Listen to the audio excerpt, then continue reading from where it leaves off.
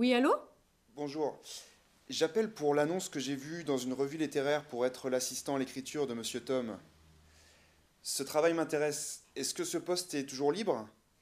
Oui, oui, en effet, le poste est toujours disponible. Vous pouvez vous présenter demain, disons, à partir de 10 heures.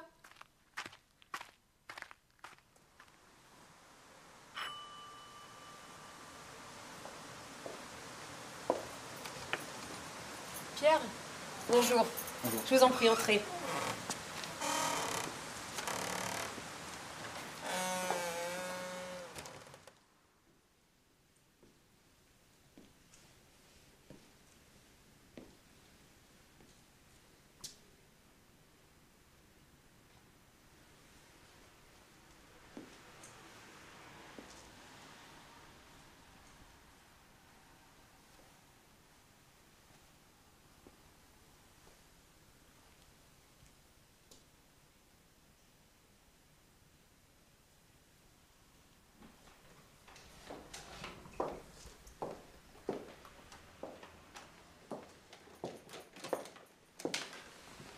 Bonjour monsieur.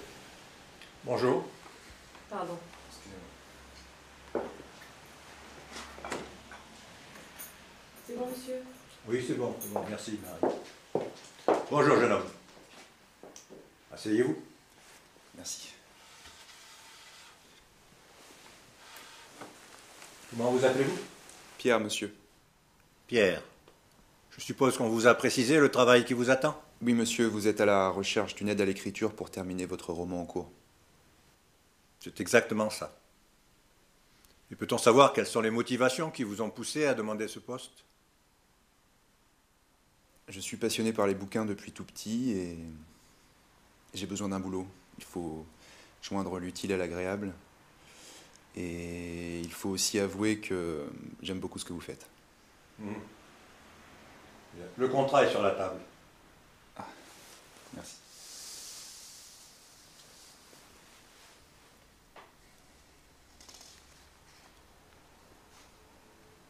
Si vous souhaitez utiliser votre matériel, prenez le vôtre, ça m'est égal. Votre bureau, qui sera aussi votre logement pendant les 2 mois du contrat, est à l'étage. Nous déjeunons tous les jours à 12h30 précises et nous dînons à 20h. Profitez de la journée pour vous installer. Nous commencerons à travailler demain matin à 8h. La veille de la mort de mon grand-père, j'étais allé le voir, après l'école. Il m'avait confié sa collection de couteaux en me demandant d'en prendre grand soin. Déjà de son vivant, il m'avait appris à en faire bon usage. Mon grand-père était très exigeant sur la qualité du travail. Attendez. Est-ce que vous pouvez répéter la dernière phrase? J'ai dit, mon grand-père était très exigeant sur la qualité du travail. Bon, on va s'arrêter là pour aujourd'hui.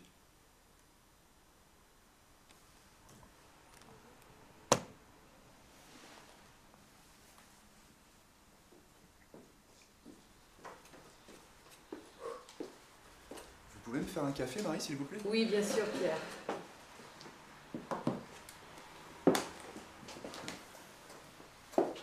Marie! Je commence à en avoir assez des exigences de monsieur l'écrivain. Enfin, remarquez, il aurait peut-être été moins aigri s'il avait une famille. Il a jamais été marié? Non, monsieur Tom est un solitaire. Enfin, vous imaginez une femme le supportant, avec ses médicaments à toutes les heures, de la nuit et du jour, et ses couteaux, ses fameux couteaux. Marie! J'arrive! À tout de suite, Pierre. Merci, Marie.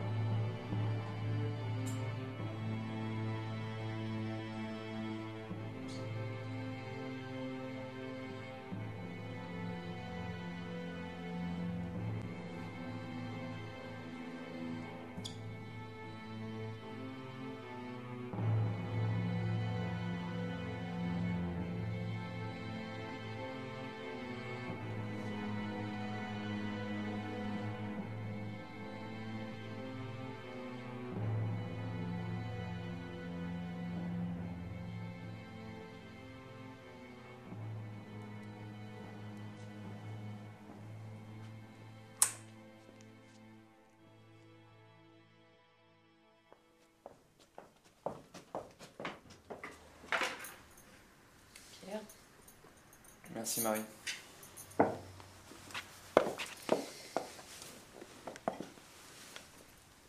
À votre roman, monsieur. Nous avons enfin fini, Marie. Pardon, monsieur. Il ne reste plus à Pierre qu'à porter le manuscrit chez l'éditeur et attendre pour savoir si nos lecteurs sont toujours aussi passionnés. Marie?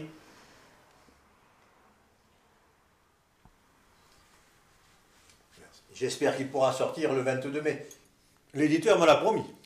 Mais ce livre est très attendu, l'éditeur est impatient de le publier. Et monsieur Tom, est-ce que cela vous dirait que je vienne dès la sortie du livre pour que nous écoutions ensemble à la radio les critiques? Oui, c'est une bonne idée. Nous resterons en contact. Parfait. Marie?